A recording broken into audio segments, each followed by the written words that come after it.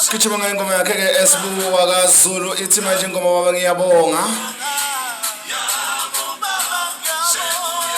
Kalelweni iphona FM 107.9 ehlela esikalamazi ehlela naso siqhumulo ehlela umsongonzo ehlela umfundisi bafundisi ekseni.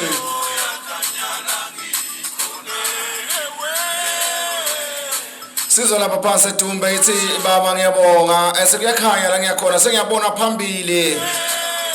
Ngoba lithi iBhayibheli yena ukhanya yena ukhomba indlela.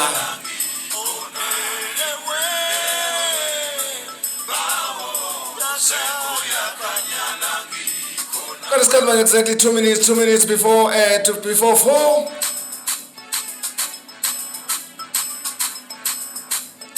Namhlanje kuseni ngoba ngivukile ngithi baba ngiyabonga sekuyakhanya la ngiyakhona.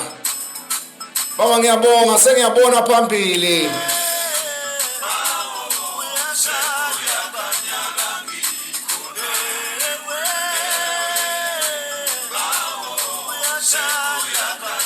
Lela iphona FM 107.9 ekseni.